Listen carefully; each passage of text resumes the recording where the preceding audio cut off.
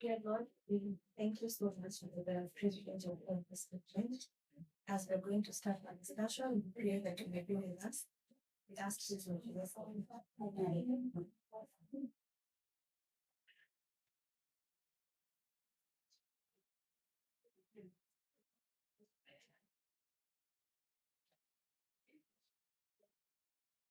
Um, the last time we had a discussion together, we were talking about masculinity and radical feminism. And that study came about a study that was done by Edna, where she said Democrats, by choosing females who represent positive masculinity, have failed the test. They have nothing to offer like those. Maybe I'll repeat that one. Democrats, by choosing females who represent positive masculinity, have failed the test. They have nothing to offer radical women.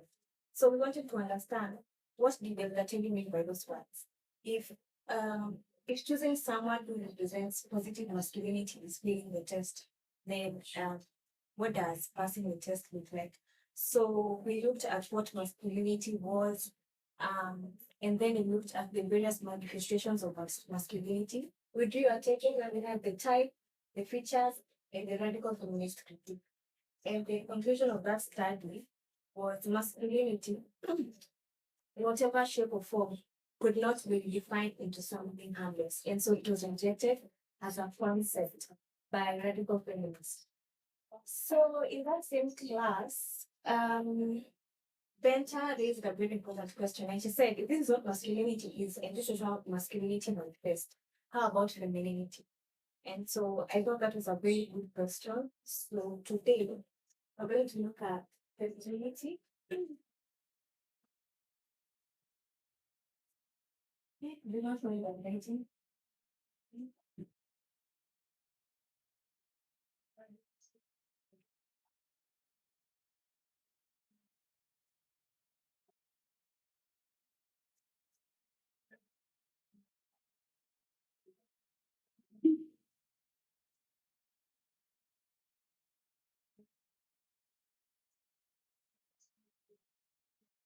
Yeah, femininity and radical feminism. That's the topic of discussion. Mm, So in the beginning of this study, I had two ways to go about. The first one was go to Google, get a Google article about femininity, and then come and discuss here. But then I thought that would be very boring. So I went to YouTube and I found so many femininity coaches who are offering lessons on how to become feminine. So I sat in various classes. I listened to the femininity coaches to teach me about femininity, what femininity was. Um, and so I got them down on my phone. I couldn't try those things in my book for obvious reasons. So I want us to look at what femininity is according to femininity cultures. So I have a few lessons here.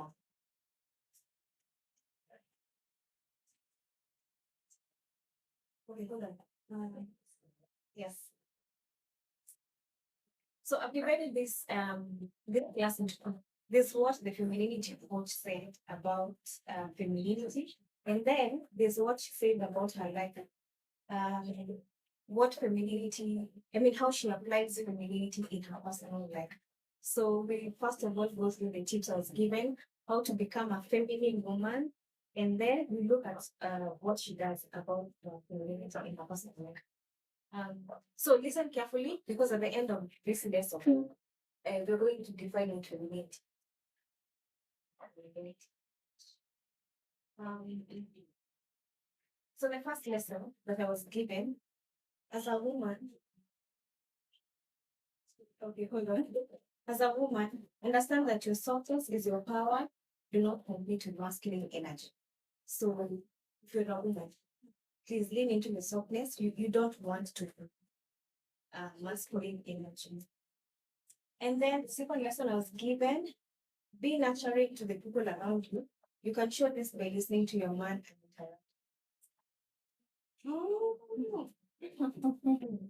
and Okay, so what if I don't have a man?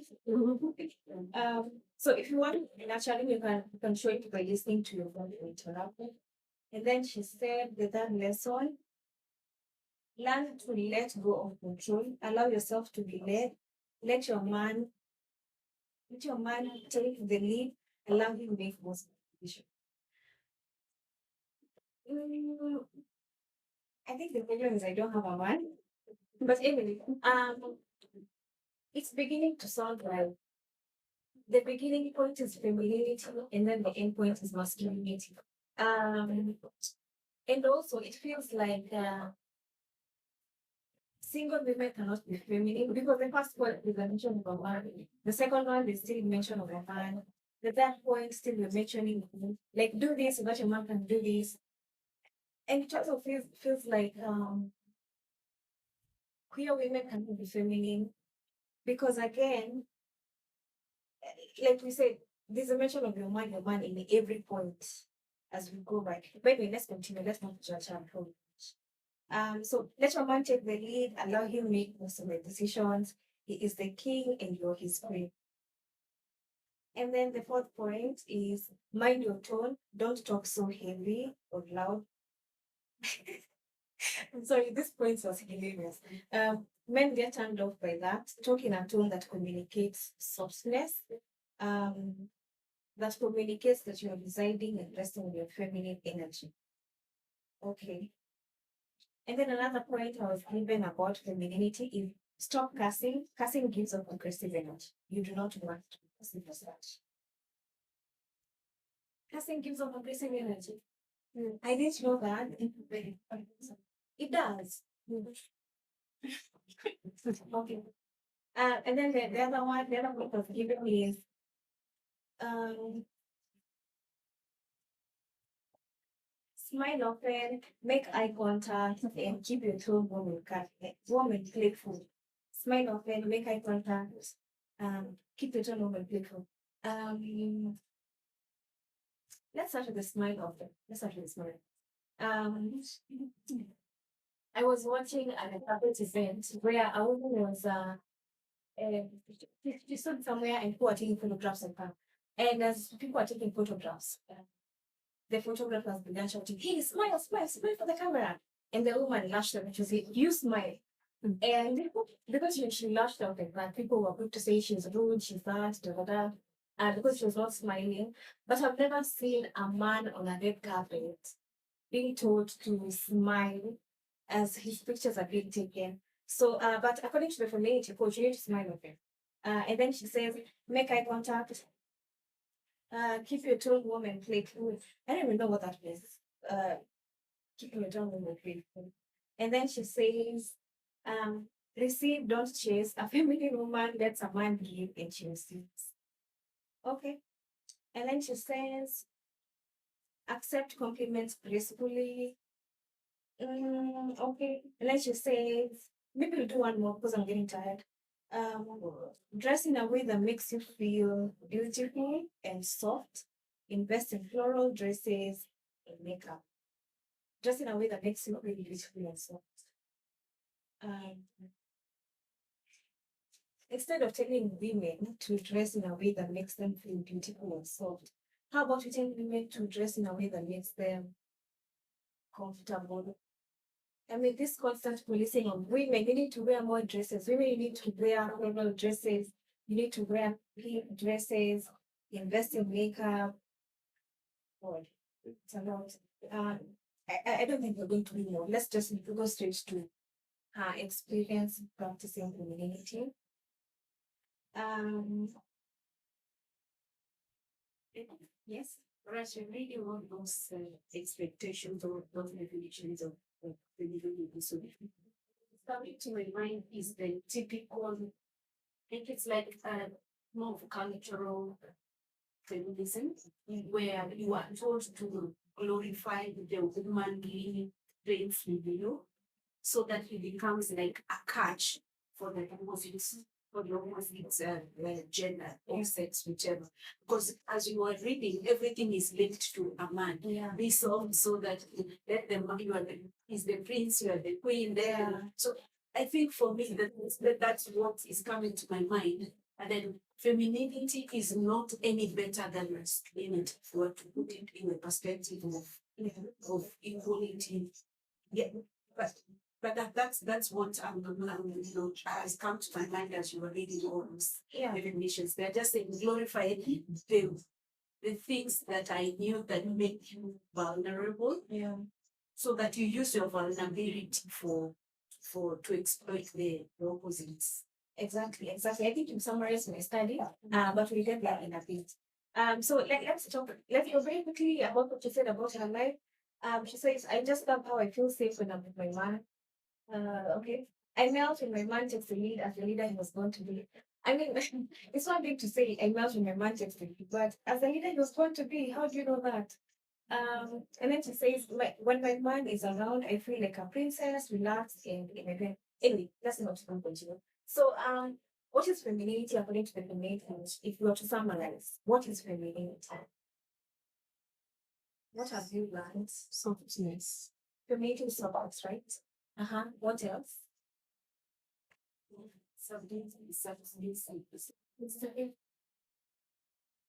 What else? What's in femininity?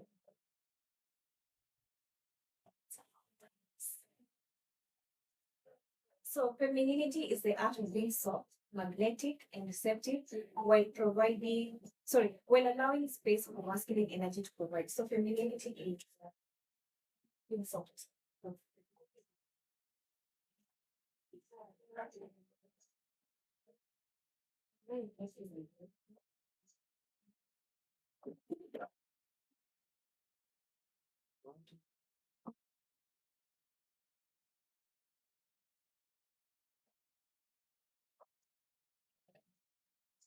This is not my handwriting. It is this pen. I don't even put it covered. Soft, magnetic, and receptive.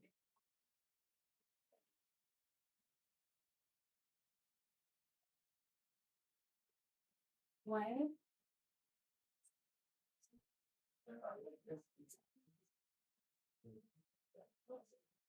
While allowing space for masculine.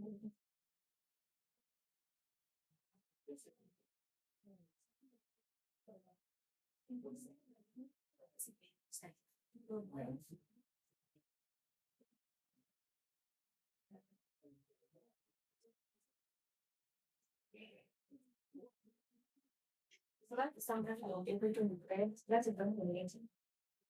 So as one coach says, masculine energy builds the house, but feminine energy turns it.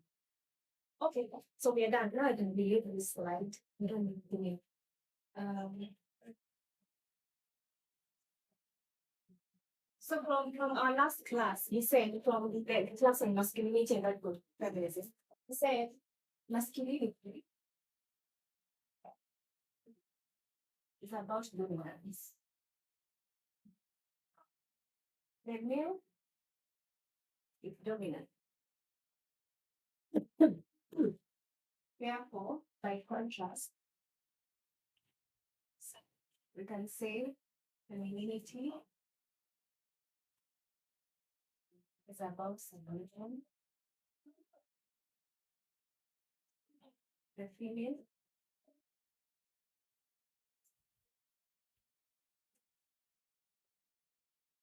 is submissive.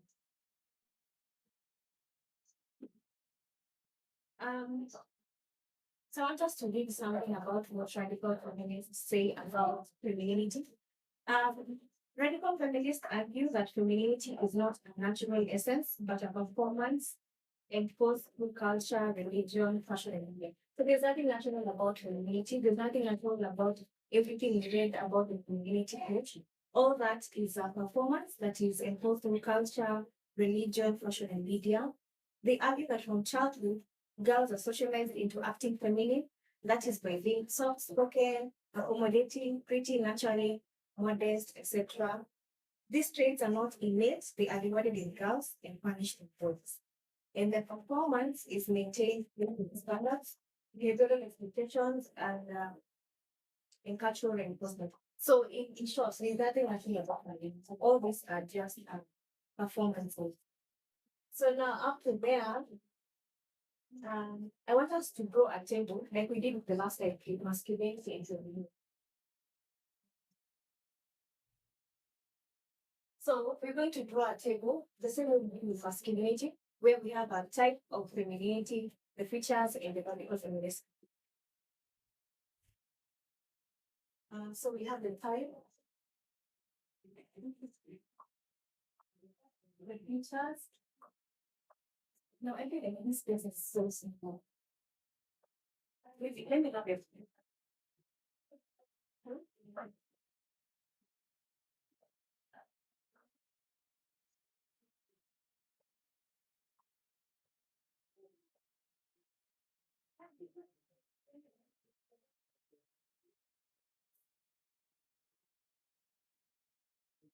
So we're going to do the type.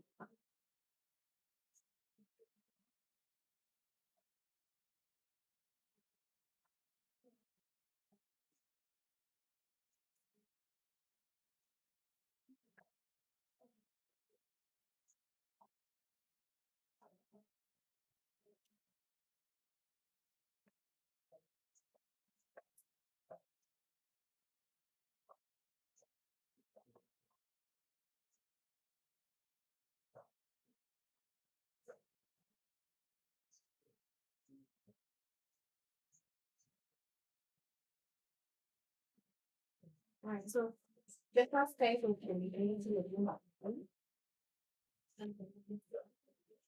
So the first type of femininity that we're going to see how femininity manifests itself in society.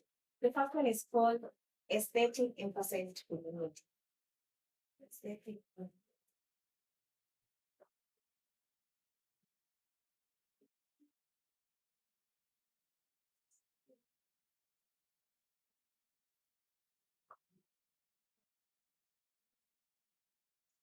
aesthetic emphasized. So this is a style of performing femininity. We said femininity is a performance.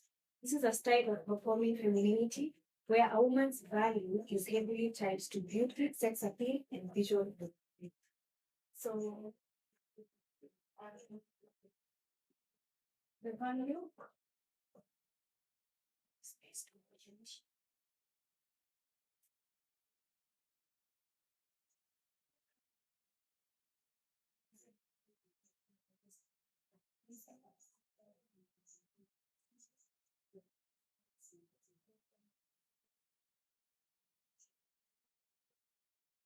Um, it performs femininity through appearance, attraction, often aligning with the main piece.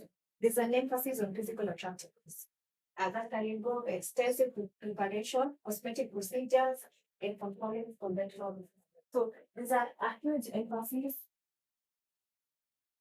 there's an emphasis on physical attractiveness and beauty standards.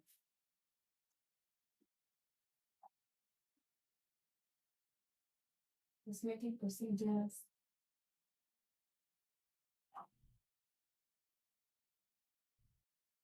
So it performs femininity through appearance and attraction.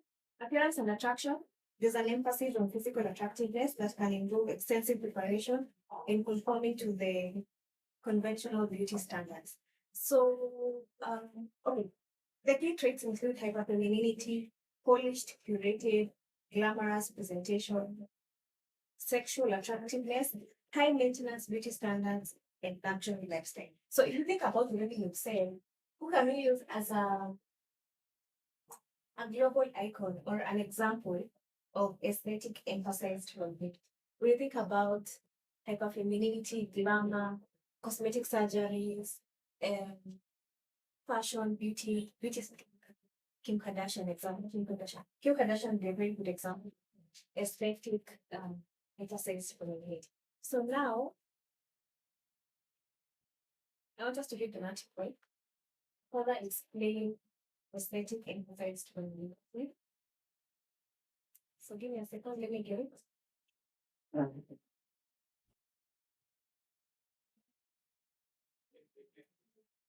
Hold on. Yeah, profound. Um, the article we're about to read. Okay, first of all, I like articles that have been done by Impact. I think Impact does a very good job um, on the articles they write. I have never had an issue with them. Maybe because I'm biased. But this article we're about to read, I'm not going to read everything because the language, some of the language that is used here, I'm not allowed to use it. But he was going to read this article to make a group of friends. I think I'll read it word for word. I'll read it word for word. But because we're here, I can't read it. So the words I leave out, you just feel it for yourself. Um, so before we read it, maybe let me summarize a bit. Kim Kardashian launched an innerwear line that has synthetic baby hair on the outside. And then despite the backlash, it sold out in 24 hours. So that's what the article is about. She launches an innerwear line that has synthetic baby hair on the outside. And then despite backlash, it sells out in 24 hours. So that's the article I'm going to know. So let's read it. Can you tell us who Kim Kardashian is? Oh, she's a businesswoman. I think the co-owner of Skins. She's known for the family. What is it called? The family program, Keeping Up with the Kardashians. Um, what is it? First name? And okay. So let me read it. Kim Kardashian's whole pubic hair innerwear is a patriarchal fever dream. Skims launched a month in this week, retailing at $32 and named it the ultimate bush. And despite backlash, it sold out in 24 hours. So before you can continue reading, why do you think there was backlash after she launched this innerwear line? Yes. So usually, like I think we people are follow that story. Yeah. The society style people rally behind women with pubic hairs, and they are not. It's not. Yeah. Then the Kardashian comes, not sure. Yeah. Like this is an underwear that has for them. Yeah. And then for to us, society like Exactly. Exactly. That was what the backlash was about. Um, so let's continue reading. Obviously, I'm not going to read everything. I just want to read the important thing that's what I highlight here. So the next thing I want to read is still on the same article. A cultural return to the full bush would be welcome. It has been the beauty standard in America for women to remove their pubic hair for decades now, becoming commonplace since the late 1980s via Brazilian waxes. So the writer is saying, right now, people would welcome a return to the full bush because what people have been practicing is waxing where the Brazilian waxes from the 1980s. In the 1950s, clean shaving became popular with Playboy magazine, but a pushback came with the feminists of the 60s and 70s who turned their backs on the ideal of the hairless body in favor of women's natural photo. The new scheme's product is rooted in capitalism and patriarchy. Why is the writer saying that the new product is rooted in capitalism and patriarchy? Why is the why is the innerwear that has synthetic hair on the outside rooted in capitalism and patriarchy? Why would you say that? Or why is the writer saying that? Why would we say that the scheme's product is rooted in capitalism and patriarchy?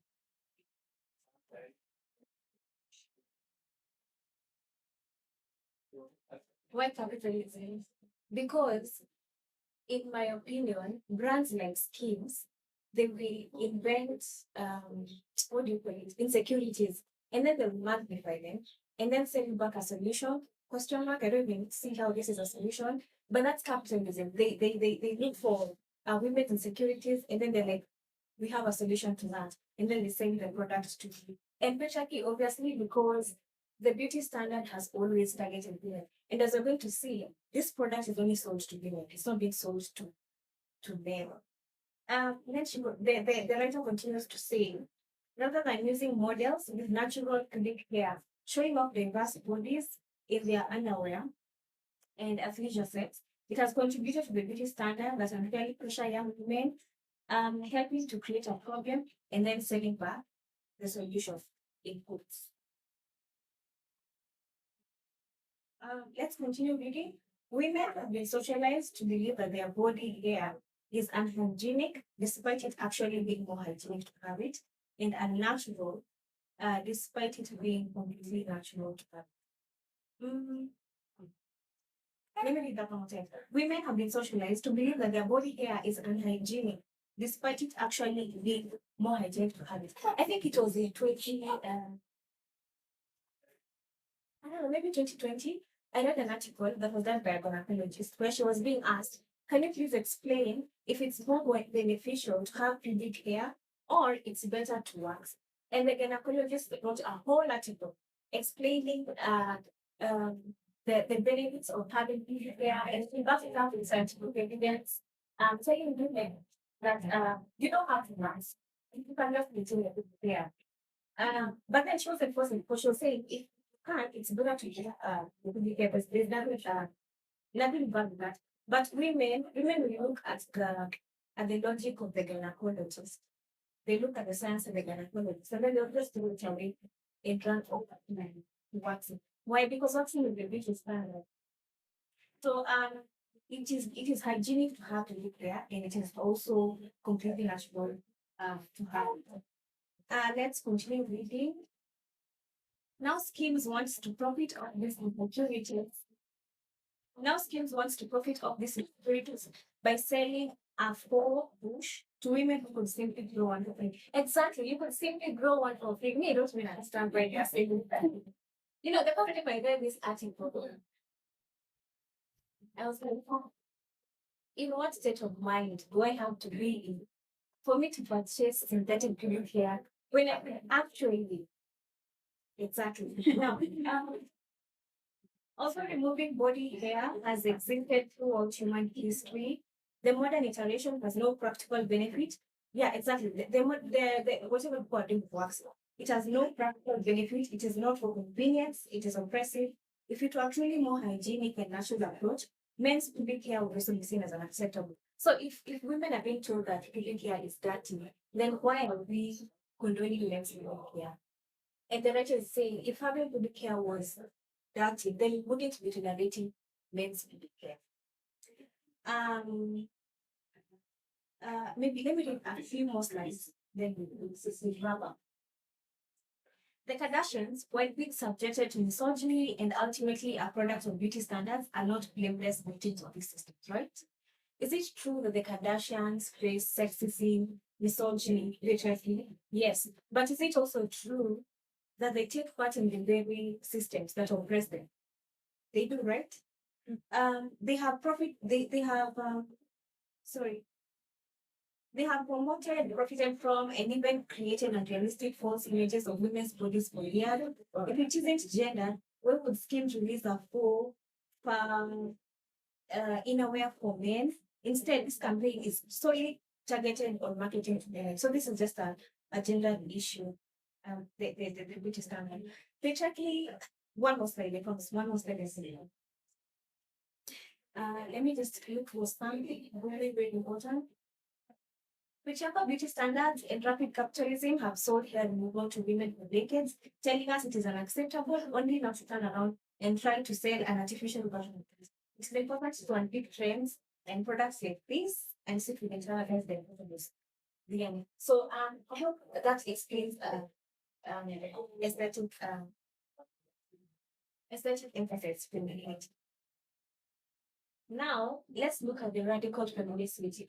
What do radical feminists have to say about aesthetic emphasis?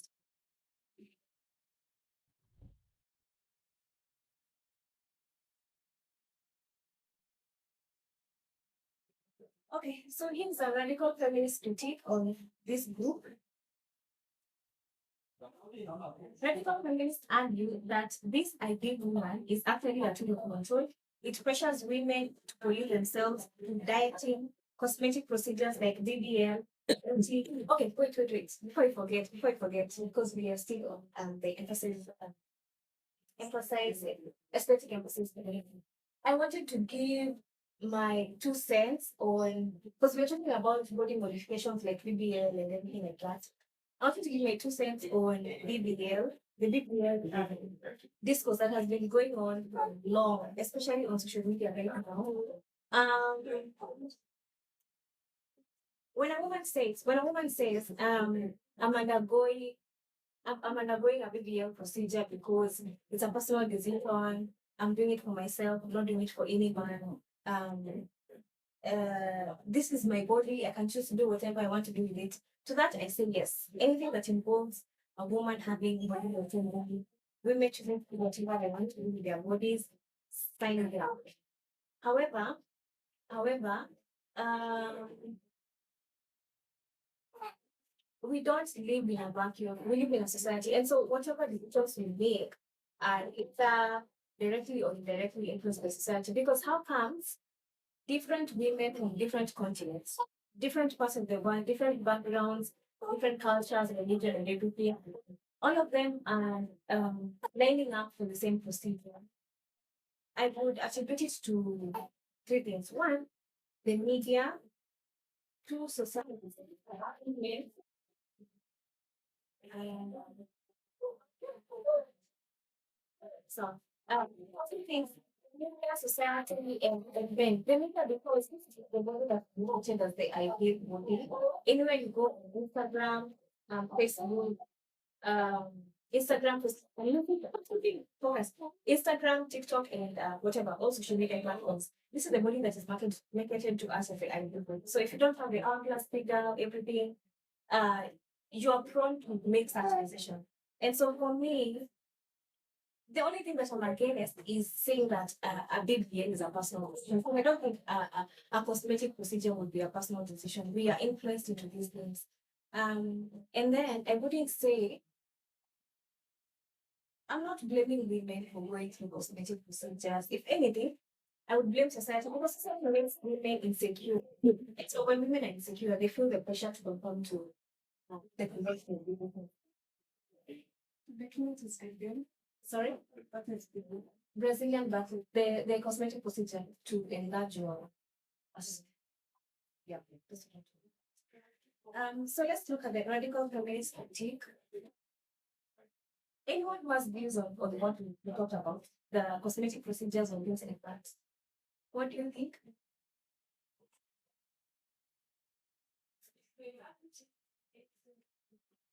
You have no thoughts about BBLs and cosmetic procedures?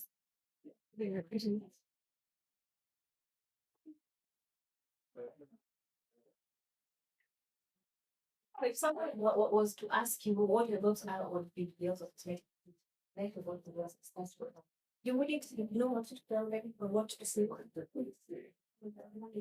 You don't agree with it? Oh my goodness. Okay, so the radical feminist critique. Um,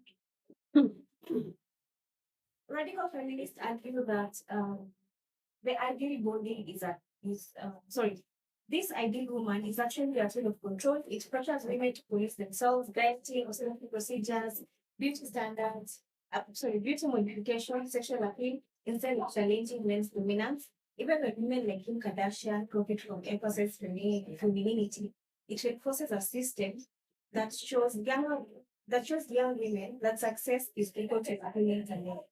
Even when women appear to profit from this femininity, like celebrities who build brands around it, women's value lies in how well they appear to men. And in this sense, this femininity they protect.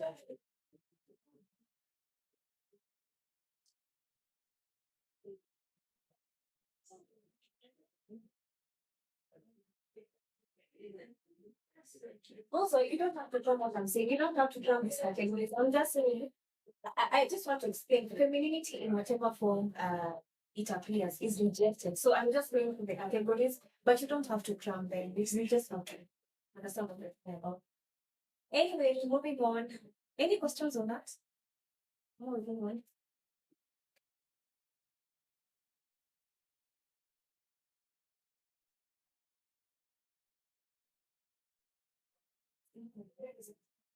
No, it's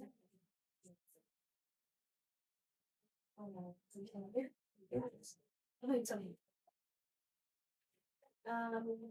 The second type of femininity, um,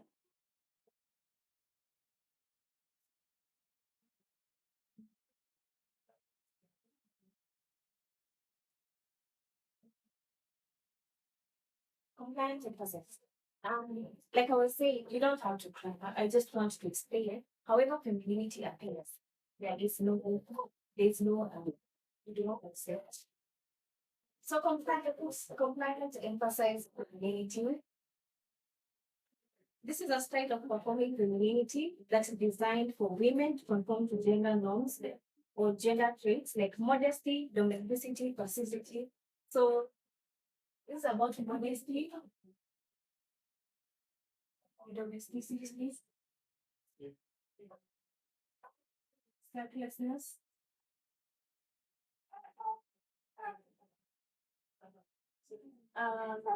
what else? Caregiving, sexual fidelity.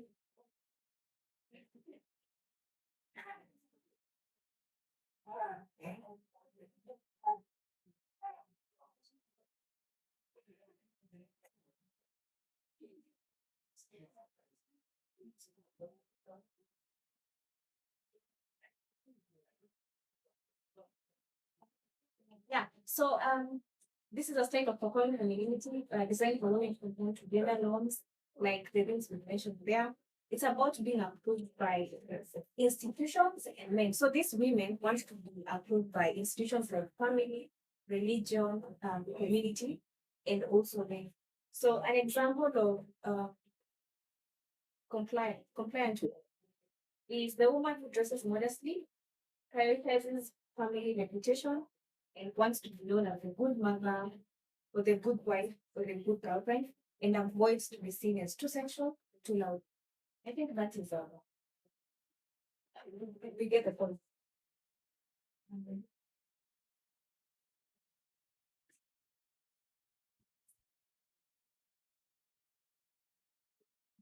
Okay.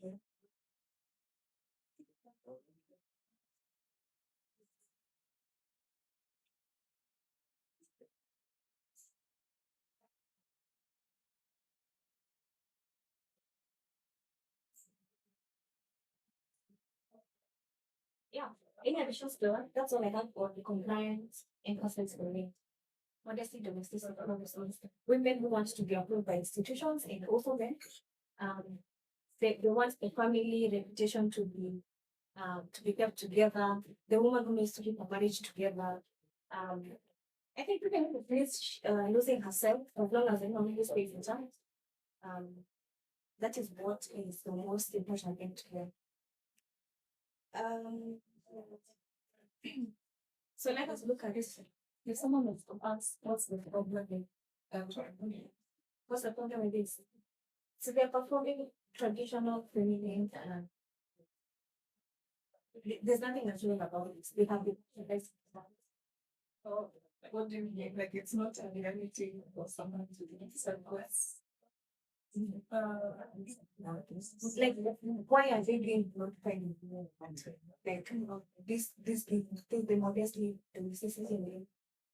I feel like that's next to so real because men are never told to do such things. Um, okay.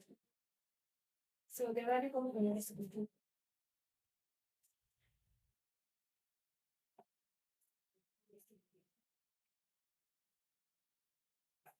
Radical feminists critique applies femininity as another tool of control, one that rewards women for resting respectability, obedience, oh, we didn't have obedience, but anyway, obedience to family and community standards. While it may protect women from stigma, it also limits their freedom, silences their desires, and pushes them to live up to the ideals of a good wife, good daughter. This form of femininity sustains patriarchal institutions like marriage, religion, cultural honor, by disciplining women into compliance. Radical feminists reject and they reject this particular proposition.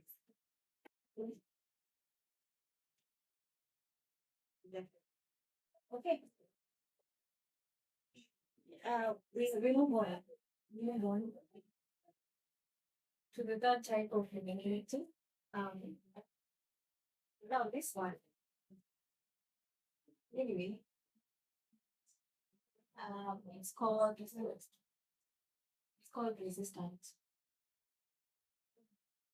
Can someone tell us from the word resistant to me, what do you expect in our career?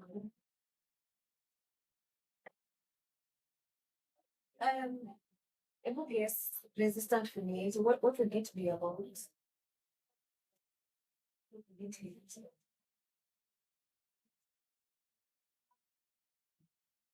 Resistant femininity or also, by the way, you will find them online with different ones. So I've not put /word/word/word. I just want to know.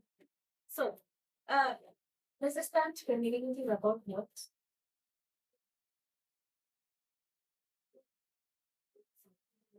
What are they resisting? What are these women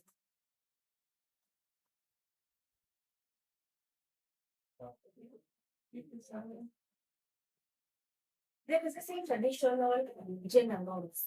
Essentially, that's just what resistant femininity are all about. So, and resistant femininity is a way of performing femininity where women try to redefine or resist traditional feminine norms without abandoning the category. So they will resist traditional gender norms, but they don't abandon this category. So when you put that down, they resist.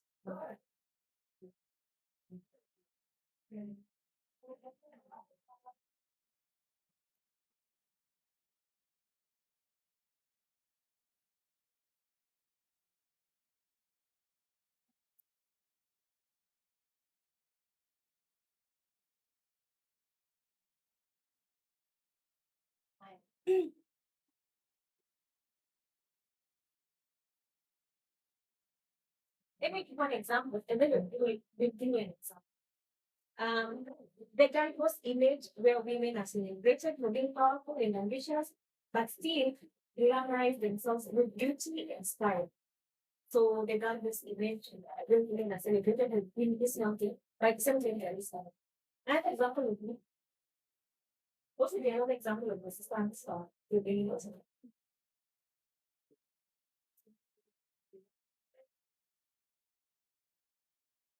Beauty with brains. Who can explain that? How is beauty with brains a form of resistance to femininity? A woman is celebrated for despite being like in society, people cannot fathom that a woman can be beautiful and have brains at the same time. But that's a topic. But you see, left, right, center, beautiful brains and social media. So it's uncommon for women to be beautiful and still be intellectual. Um, Now let me explain. Let's go deeper into the resistance topic. I want to give an example, or maybe yeah, let me give an example. Let me give you another example. Let's talk about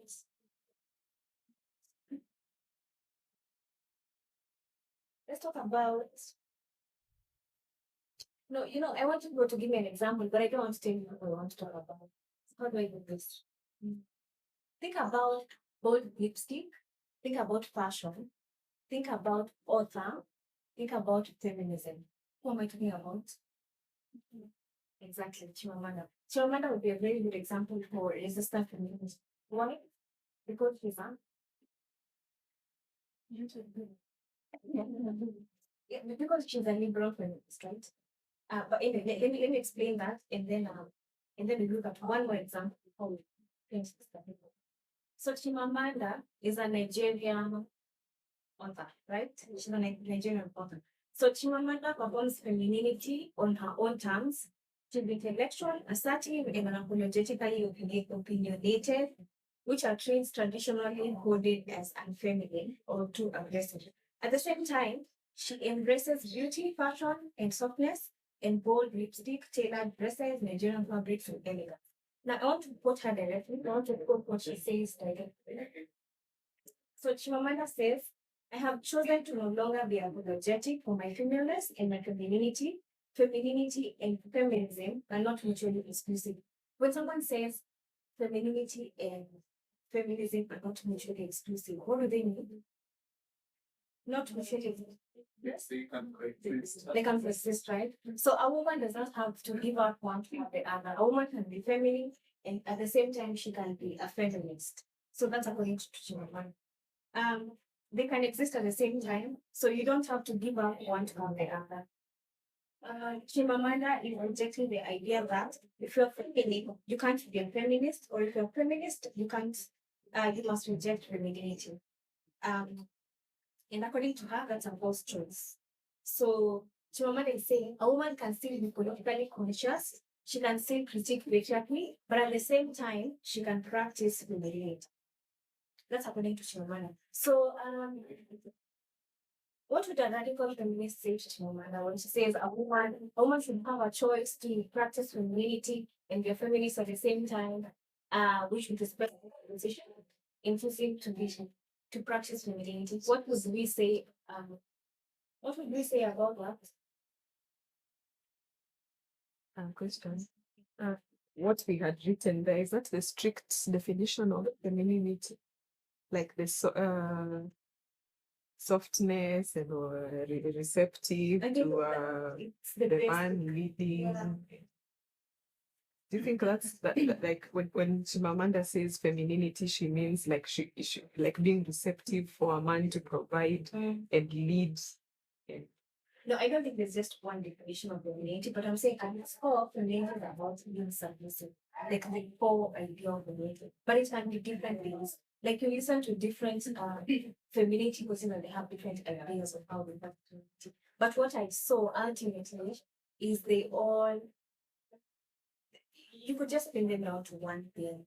so for her, what does she mean when she says femininity? Because I don't think she means Also for her, it's beauty. Like a woman can embrace beauty because she says here, a woman can embrace beauty, softness, and fashion, and still critique patriarchy, and still be politically conscious.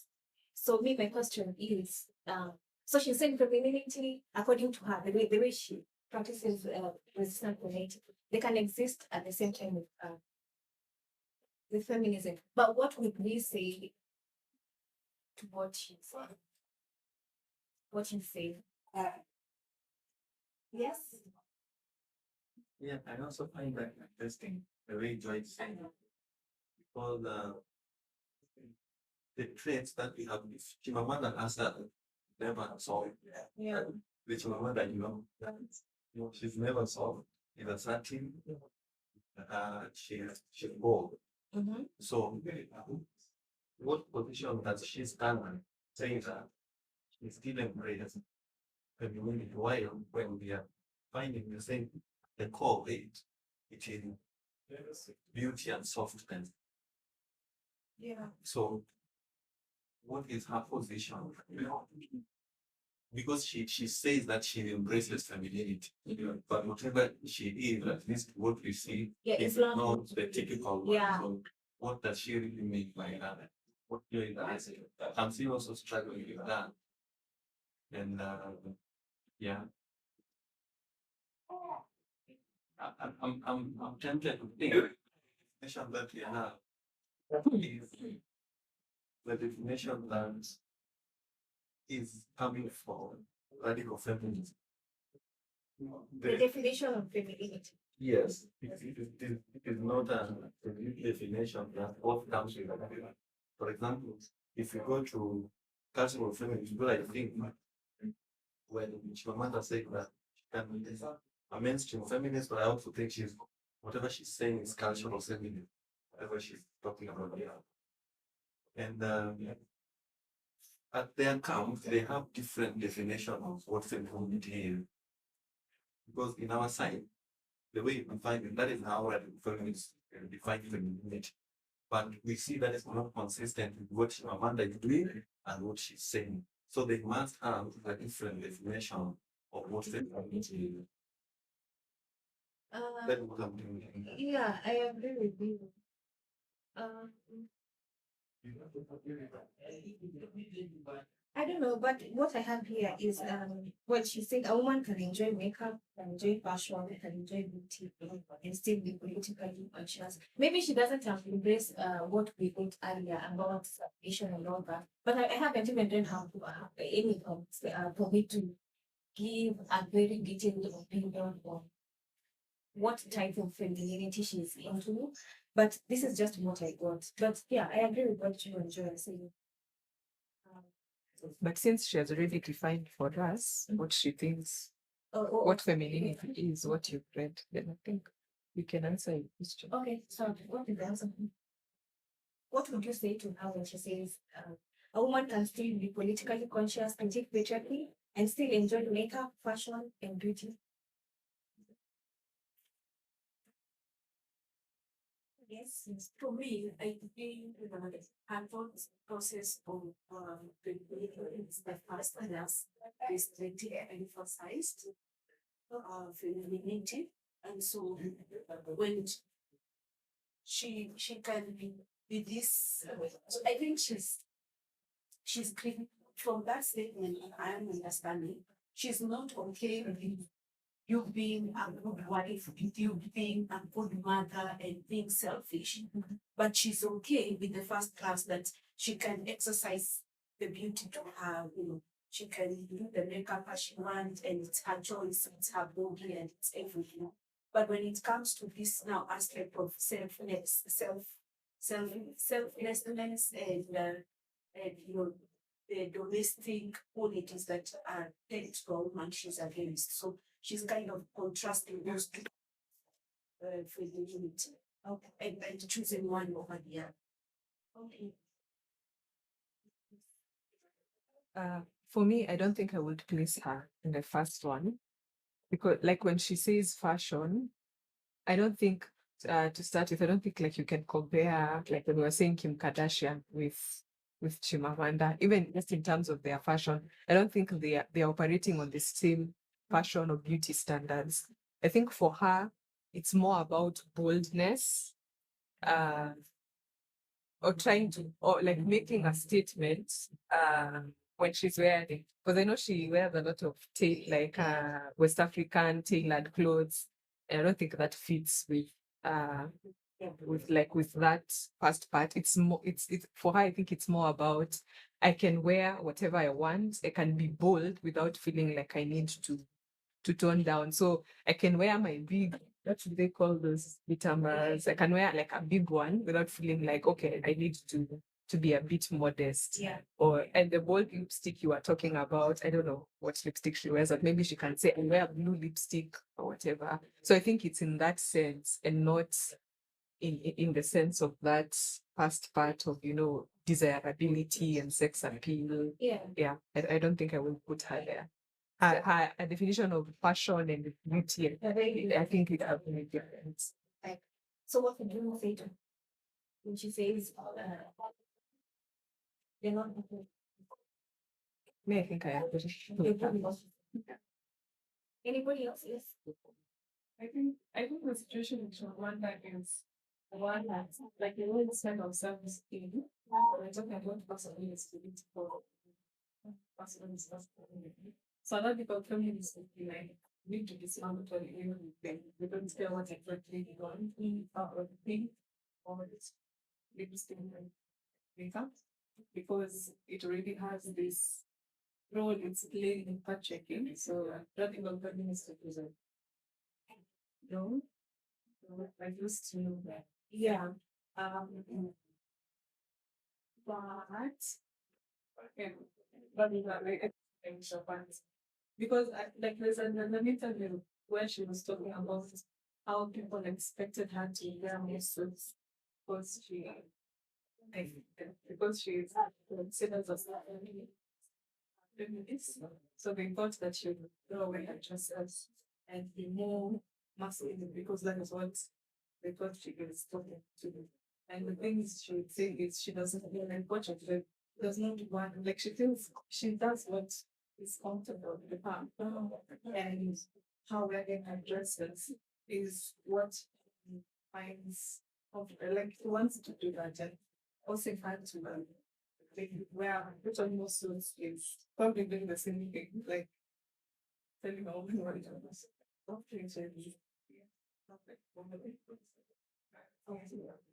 Anybody else? Yes. Not about Chimamanda, but like when you first mentioned it, the person that came to mind, okay, not the person, but it's something that someone said. Caroline Mutoko, I think you all know her. She was saying how she was telling, I think it was some sort of forum with women, and she was giving a talk, and she was telling women that uh they cannot they cannot behave like men, like they cannot, as they are competing with men for opportunities and positions, they cannot be successful when they behave like men. Like, so she was giving an example. You can't wear a suit to the boardroom. You have to wear your short skirt and show off your legs. So like at one level, she's telling women that, go for the same opportunities as men because you can.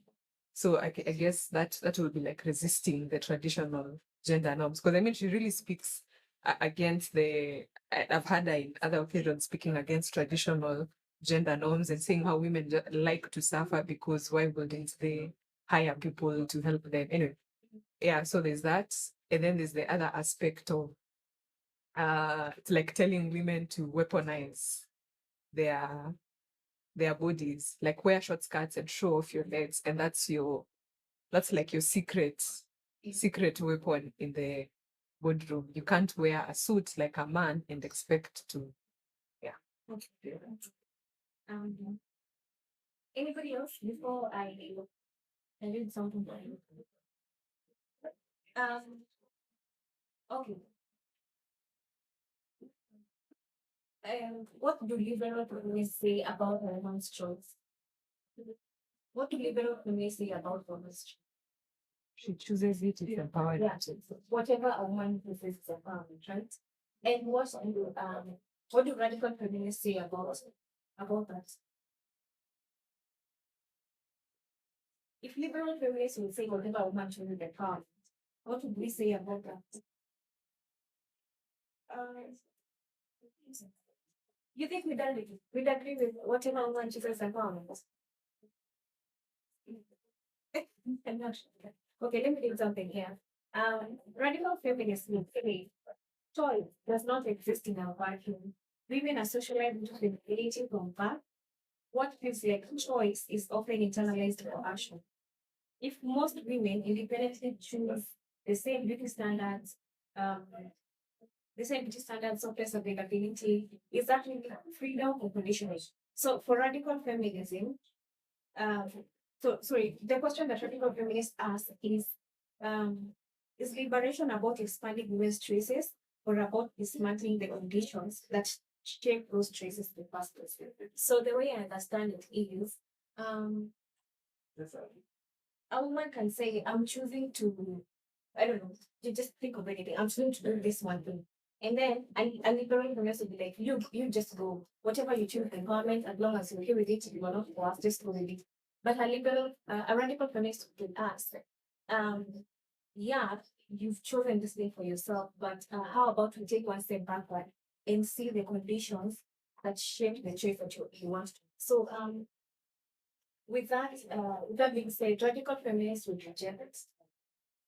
Reject this because they still operate to be in a patriarchal framework. Before we leave this category, there's one more example. There's one more example I wanted to give, but I don't think I have the notes. But I know Michelle Obama. Does anyone know have anything to say about Michelle Obama? Even How even does her Michelle Obama fits there. Huh? Even her she fits there. Yeah, but even her she is there. But I don't have the exact ones who she resists femininity. Anyway, let me just put the examples here.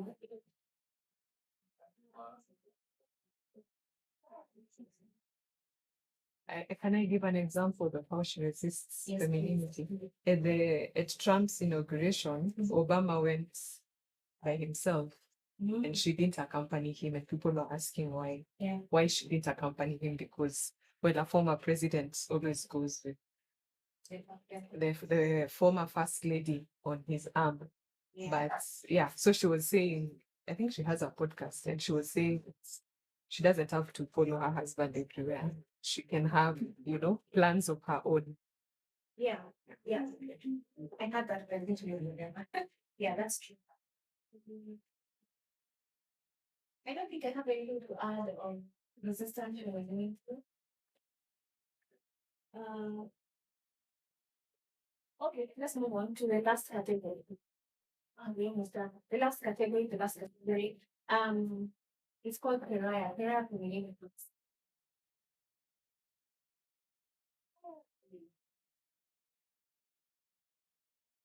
That's the last thing we're going to look at, and then it's pariah femininities. So the word pariah means outcast, rejected, despised, someone who is unprincipled. That's the meaning of that word. Outcast, rejected. So this is a form of femininity that resists or defies the rules of emphasized femininity. Femininity that rejects non-dominance.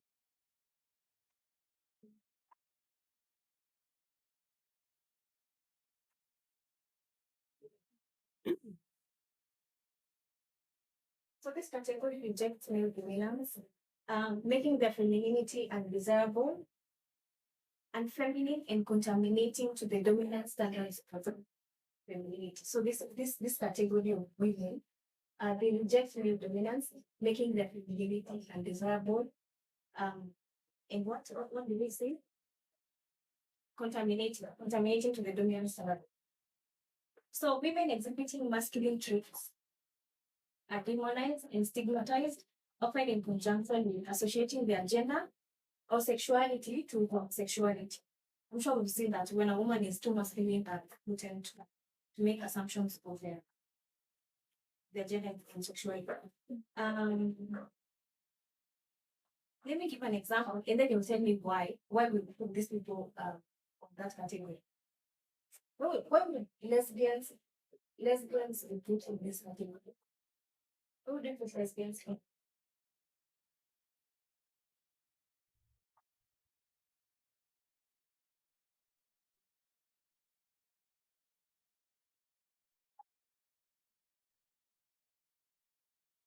Kwa nini lesbians wako hiyo category?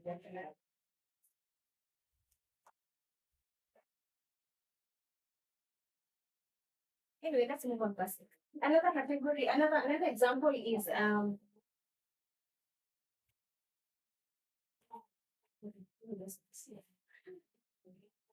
explain that.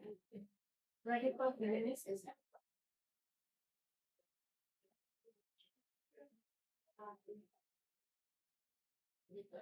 but then I have another example that I explain very clearly, and that's what you're going to do. Um,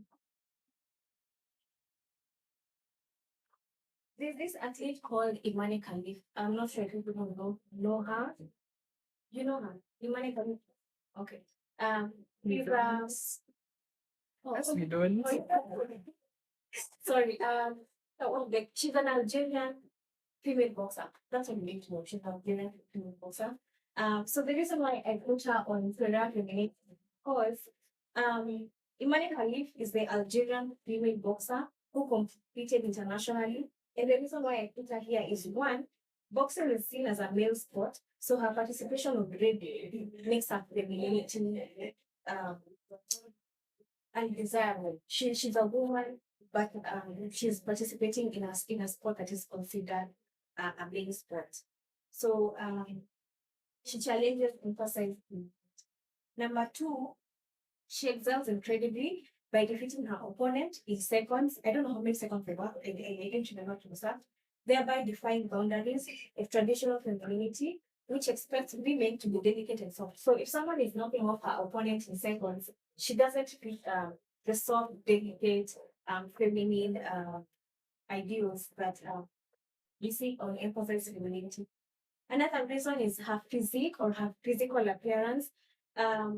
She is policed, even had her sex question. Because I even saw people were zooming on her midsection, trying to show, oh, you see, the reason why she's so good is because if you zoom properly, you can see something is bulging on her which is really, really beautiful.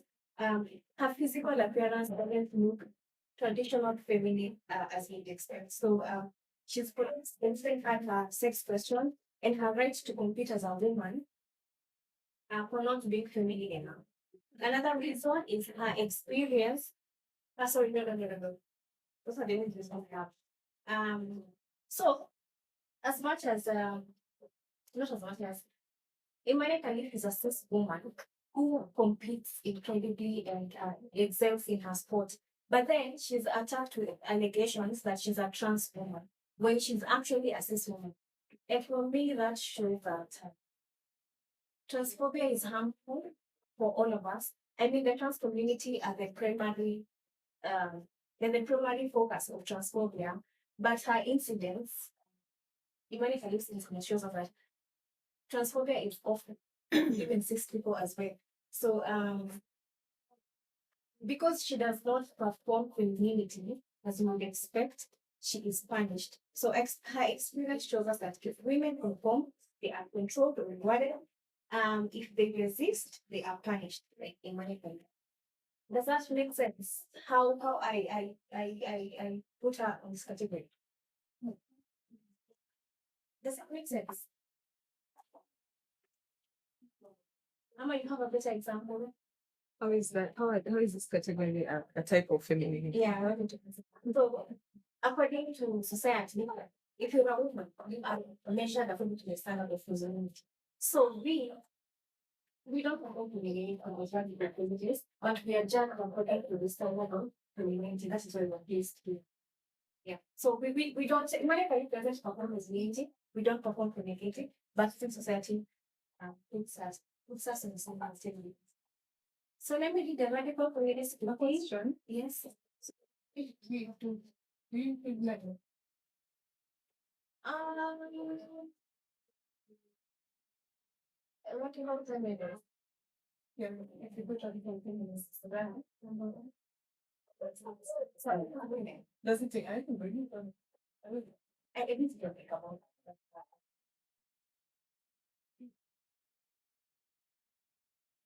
In my head, I was just thinking about. How's it going? Okay. Oh, um, the radical feminist critique, that's, um, radical feminists recognize career femininity as women who break the rules of traditional femininity. Not to read everything, just want to read them.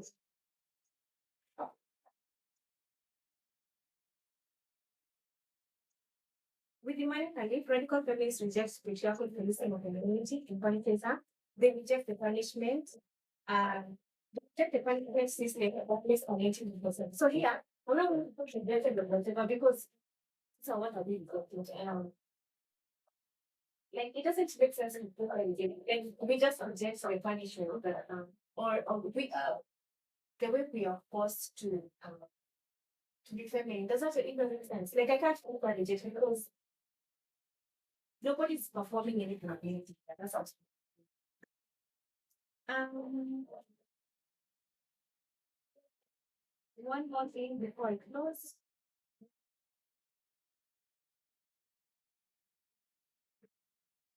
So anyway, if you notice, I did not include the conversation with the tribe wife in this conversation because personally, I find okay, before I even give my opinion, what we're doing with the tribe wife, its own category, am I in one of the category? What one of these are shadow? I sister bila nilikuwa study ya tribe wife, ama am I doing the tribe? Your tribe. It was a Eh, basi sisi tu bama. Hatujawatch. Hata tunataka tunapoongelea tribe because that's a thing we but I intentionally left out the conversation of the tribe because even in feminist spaces, we don't seem to have because for some if a woman chooses to become a trad wife, I mean, feminism gives her the right to choose the kind of lifestyle she wants to live. And other feminists would say, no, she cannot choose that type of a trad wife. Her choice is internalized coercion or that and stuff. So just to avoid debates, because we don't even have it, I just left that conversation out. But mwenye najua trad wife, ningemweka category yake ama one of the categories. Where would they put the trad wife in this community? Do you know, so we've talked about this. Where would they put the trad wife? Both, 1 and 2. 1 and 2.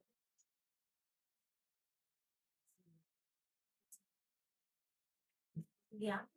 Where did I look it myself? Oh, trad wife. But for me, a traditional wife. Trad wife. Hey, don't get to the young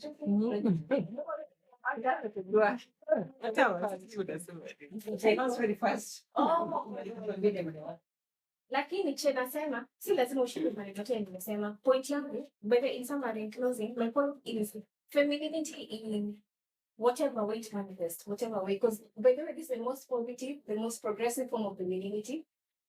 In whatever way it manifests itself is rejected by radical feminists, and it cannot be reinvented or redefined into something harmless.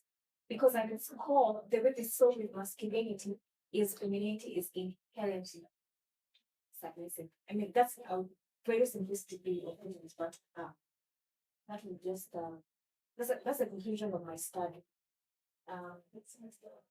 So if you do not understand anything I said in this class, washika tu femininity venye ina appear in society haikubaliki na wana radical feminists.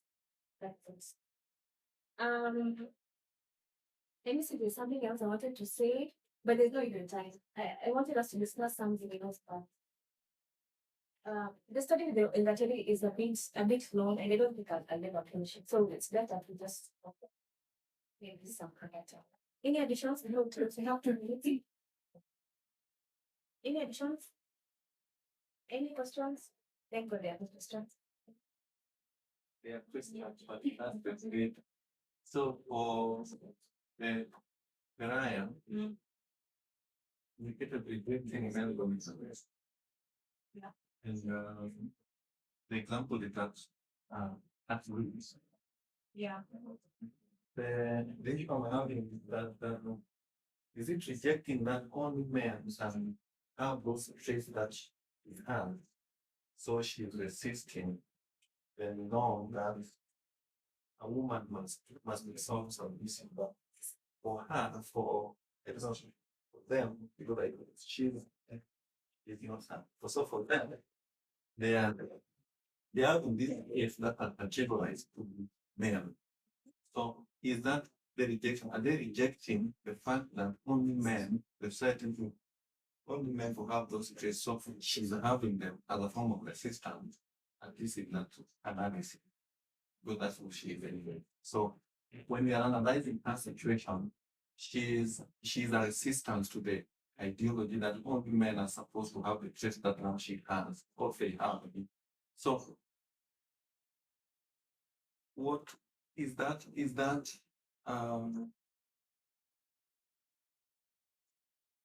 What if you have another one where a woman has the exact traits that are feminine? A woman has The traits that we call them. Is there one where a woman can be soft? sitting here. Yeah, then I'm saying from our perspective as radical feminists, is that entirely wrong? To be soft. Have a trait that goes to Or to have this trait. what my mother is saying is that you can have those traits as a woman and you still a feminist. You're still fighting for it, and that is okay.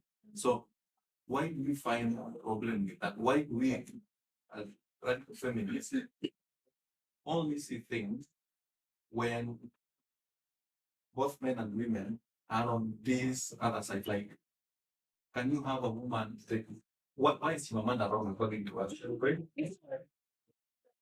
The radical feminist critique I read is radical feminists are saying it's okay. You can choose to be one or the other. But then we are saying we need to critique that choice. That choice that you're saying is informed by years of growing up, like from way before you were born, like your gender, like from the baby showers to whatever until now you're a woman. That choice needs to be questioned. You don't just say that, oh, I have decided to become a trans, I'm a feminist. Feminism has given me the choice, or to do whatever. But for them, it's about questioning that choice that you're making because choices don't exist. We we we are influenced. We are only. Yeah, and I agree with that. Almost whatever we are today is a product of Yeah. largely it's a mixture of society and our genes, whatever we inherited. But society plays a very big role in defining these things. Yeah. So my problem, my question is, when questioning that choice, Yeah. what is the ultimate conclusion? Like, is the ultimate conclusion that it is wrong, or there's a world where you can say it is okay as a radical feminist? Because again, we can say male dominance is also, you are trained. Whether I believe men are trained from childhood, you are aggressive. Yeah. They will force women to be submissive because the toys you play with, what you are told, the environment you're watching. So why why are we questioning this side? Then are we also questioning the traits that are males that we will be okay with a woman having, but we won't be okay with a woman having the other? I think that is what Chimamanda discussion is all about. I'm just inferring. So what do you think? Do you think she's right? For me, I think she's right. She's okay. That is from me. Yeah, but again, I'm still struggling to understand it. Yeah. Yeah, but I would just want us, if someone has a thought, why is it that way? Why are we as radical feminists not agreeing with that? Yeah, like the other day my friend posted a video of showing us how she tends to their garden, how she cleans yeah, the garden, how she tends to their flowers and everything. And then someone responded to that status and said, I thought you were a feminist. And then she took a screenshot and then posted it on WhatsApp. Because she doesn't understand, like, how is me taking care of my flowers, taking care of our vegetables, a betrayal of feminism? Um, I don't know. Feminists will say that's domesticity. That's domesticity. Oh, feminism, that's domesticity. You mentioned the feminine. Oh, you know what? Let's finish because yeah, well, we thank you so much for everything you have planned. Thank you for being with us today. We have so many questions. We pray that as time goes by, we'll get the answers to them. As the day goes by, we pray that you will continue being with us until we finish. In Jesus' name. Amen.